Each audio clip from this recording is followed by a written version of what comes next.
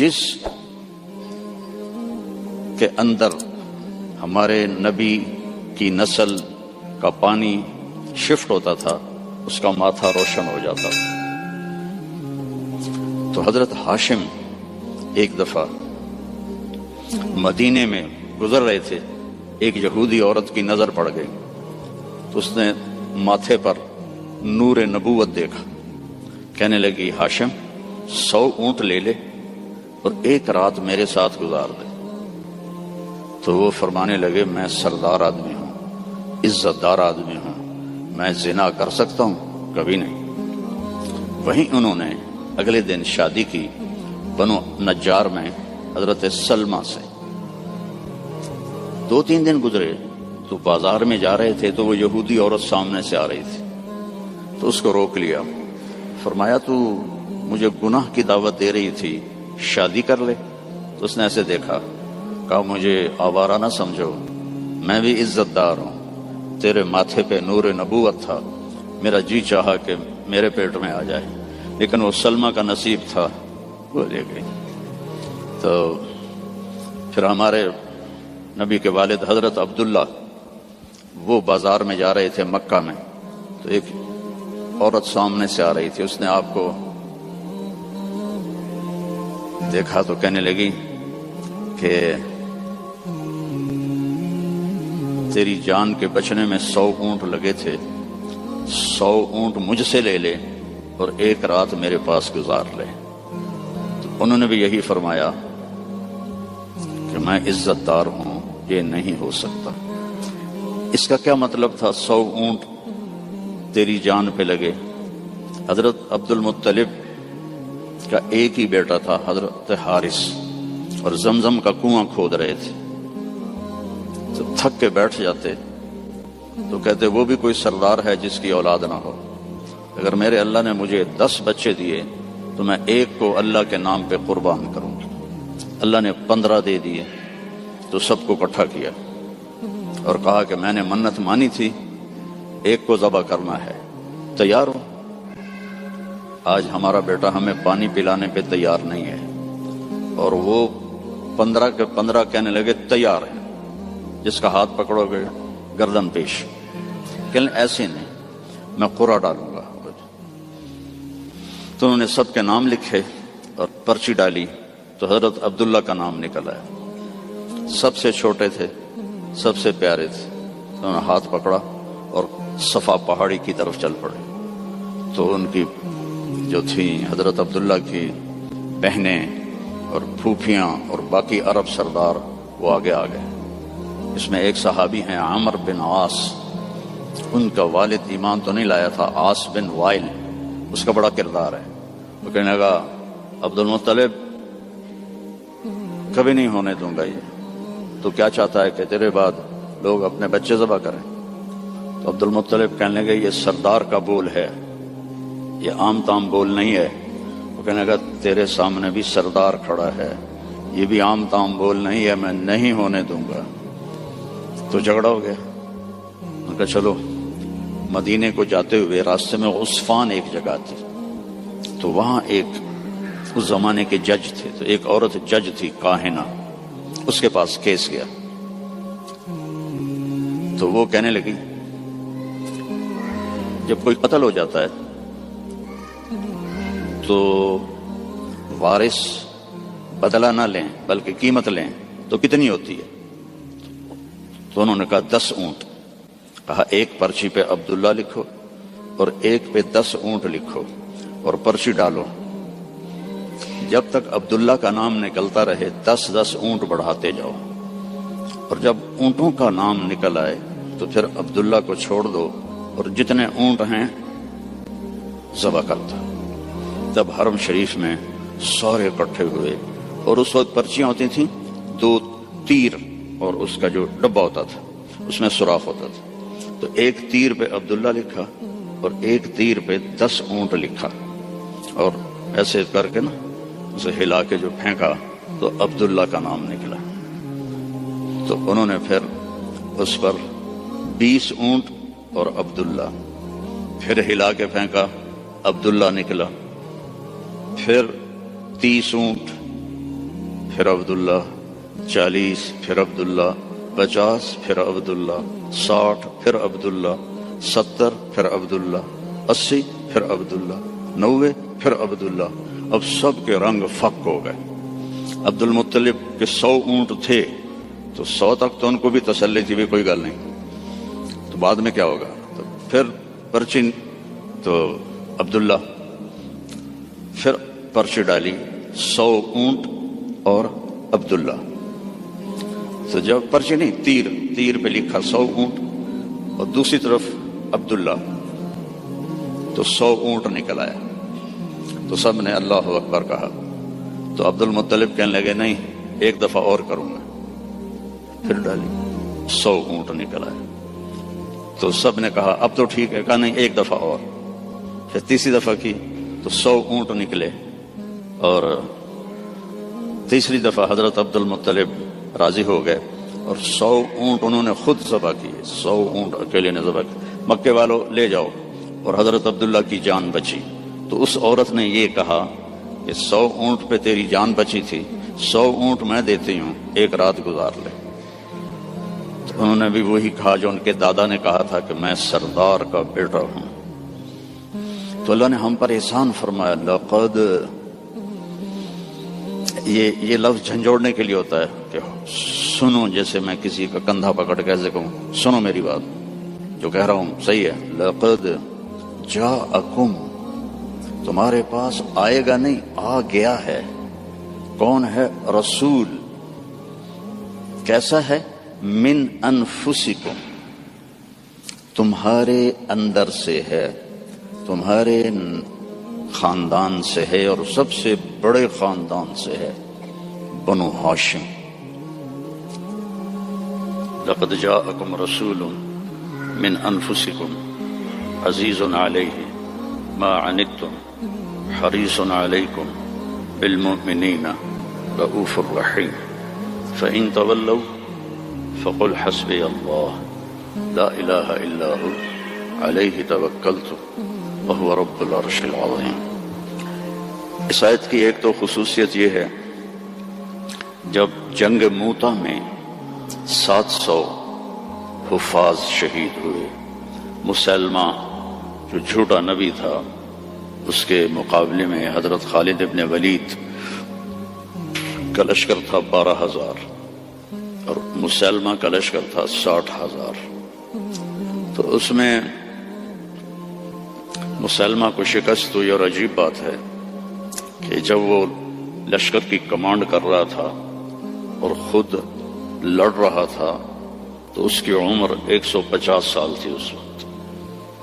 150 سال کی عمر میں وہ تلوار اٹھا رہا تھا۔ ہمارے تو 50 سال والے ریٹائر ہو جاتے ہیں، لاٹھی پکڑ لیتے ہیں۔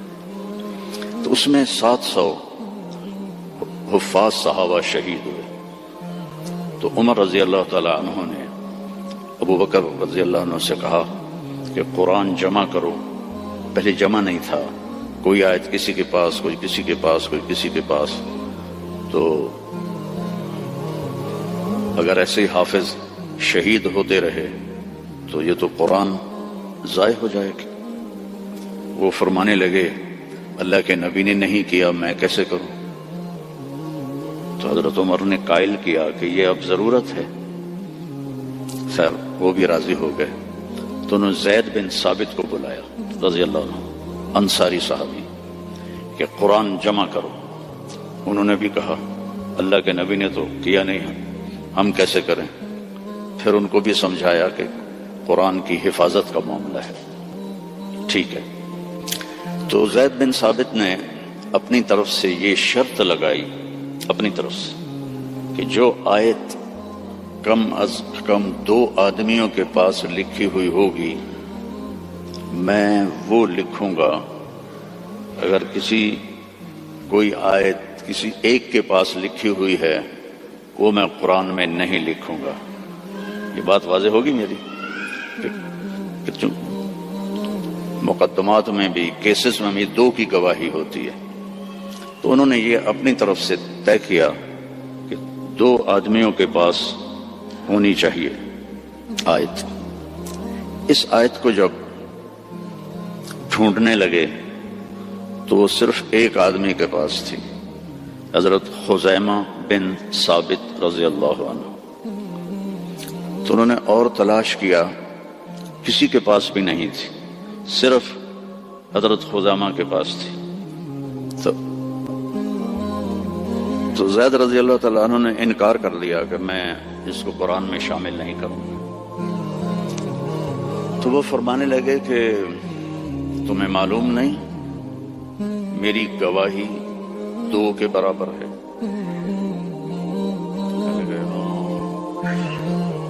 اس کے پیچھے ایک عجب واقعہ ہوا۔ اللہ کے نبی جہاد کے سفر سے واپس آ رہے تھے تو ایک دیہاتی کی اونٹنی آپ کو پسند آ گئی۔ آپ نے فرمایا بیچو گے؟ اس نے کہا جی بیچوں گا۔ کتنے لوگ ہیں؟ کہا جی اتنے لوں گا۔ حدیث پاک میں اس کا عدد وہ نہیں ہے۔ تو آپ نے کہا مدینے چل کے پیسے دے دوں گا۔ تو اس نے کہا ٹھیک ہے۔ آپ آگے نکل گئے، پیچھے سے صحابہ پہنچے تو ہر ایک کو وہ اونٹنی پسند آئی۔ تو انہوں نے اس کو کہنا شروع کیا بیچو گے؟ اتنے پیسے دیں گے۔ وہ اللہ کے نبی نے جو پیسے لگائے تھے اس سے زیادہ کہنے لگے تو ان کی نیت خراب ہو گئی۔ انہوں نے کہا یا رسول اللہ مجھے اب پیسے دو اور اپنی اونٹنی لو۔ تو آپ نے کہا بھائی تیرا میرا آپس میں باقاعدہ معاہدہ ہوا تھا کہ میں تمہیں پیسے مدینے میں دوں گا اور اونٹنی لے لوں گا۔ کہ نہیں کوئی نہیں ہے، یا آپ ابھی پیسے دیں اور اونٹنی لیں یا میں آگے بیچتا ہوں۔ تو آپ نے فرمایا بھائی تم اپنا وعدہ تو یاد کر۔ کہنے لگا کوئی گواہ پیش کریں۔ کون تھا گواہ؟ تو کوئی بھی نہیں تھا اس وقت، صرف آپ 2 ہی تھے۔ تو صحابہ اکٹھے ہو گئے۔ وہ بدو کہے گواہ لاؤ۔ آپ فرمائیں گواہ تو کوئی تھا نہیں۔ تو صحابہ اس کو برا بھلا کہنے لگے کہ تو اللہ کے نبی کو جھٹلاتا ہے۔ تو اتنے میں خزیمہ بن ثابت رضی اللہ عنہ انہوں نے کہا یا رسول اللہ میں گواہی دیتا ہوں کہ آپ نے یہ اونٹنی کا سودا اسی طرح کیا ہے۔ تو آپ نے فرمایا تو تھا ہی نہیں، تو کیسے گواہی دیتا ہے؟ یا رسول اللہ آپ آسمان کی خبریں بتاتے ہیں اور ہم کہتے ہیں سچ ہے، تو یہ اونٹنی کی خبر کو سچ نہیں مانیں گے؟ تو آپ اتنا خوش ہوئے کہ آپ نے فرمایا آج کے بعد خزیمہ جہاں بھی گواہی دے گا یہ 2 کے برابر ہوگا۔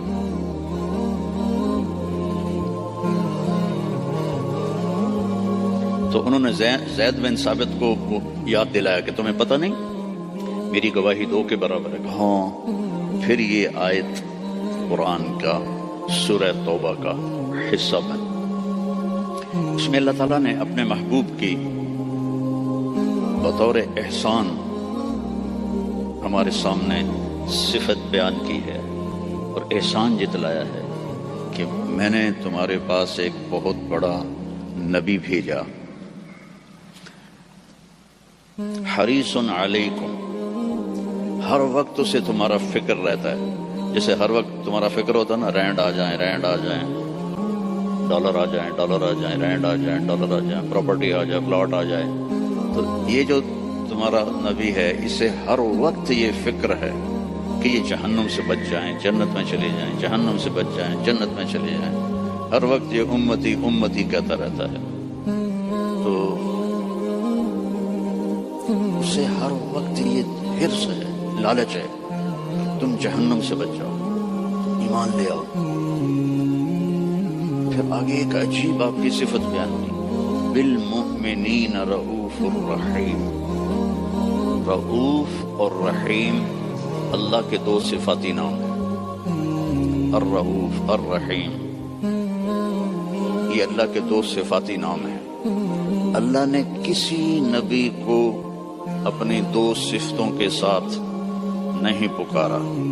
ہمارے نبی کے بارے میں فرمایا بالمؤمنین رؤوف، رؤوف ہوتا ہے نرم، بہت نرم ہے تمہارے لیے، رحیم بہت مہربان ہے تمہارے لیے۔ ایک واقعہ سناتا ہوں۔ ایک صحابی آئے، یا رسول اللہ مجھ سے بڑی خطا ہو گئی۔ آپ نے فرمایا کیا ہوا؟ کہا میں روزے میں تھا، میں اپنی بیوی کے پاس چلا گیا، روزہ رمضان کا تھا، تو آپ نے فرمایا غلام آزاد کر، اس کی جو ہے جزا غلام آزاد کر۔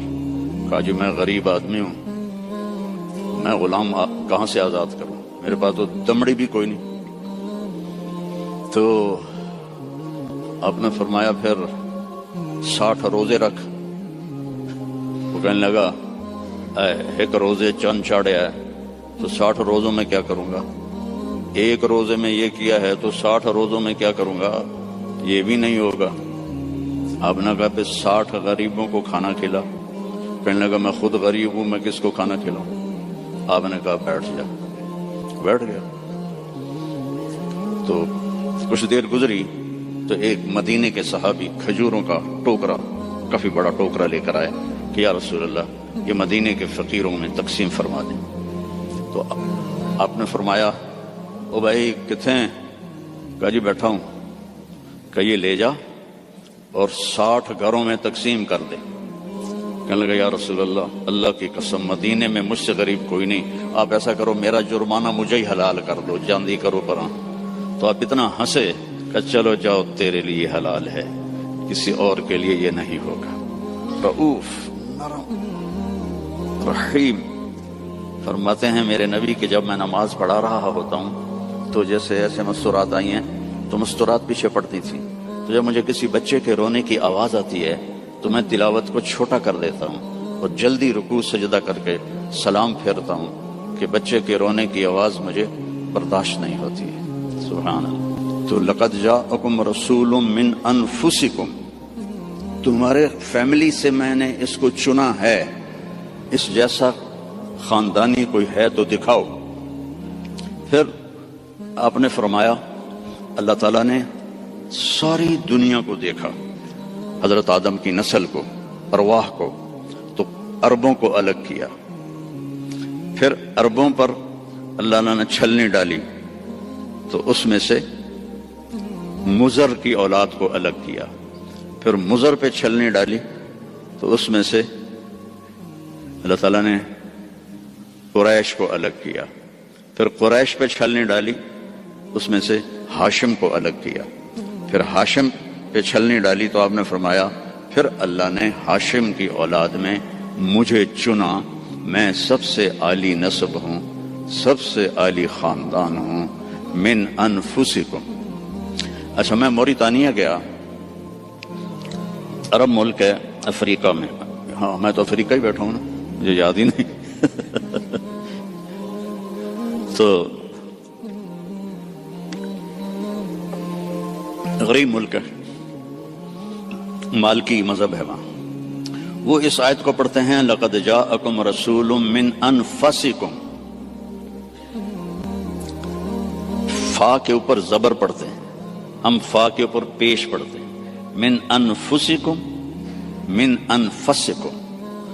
اور کئی قرآن میں الفاظ ایسے ہیں کہ چونکہ اس کی 7 قراتیں ہیں تو پھر مجھے اس کا مطلب دوسرا سمجھ میں آیا۔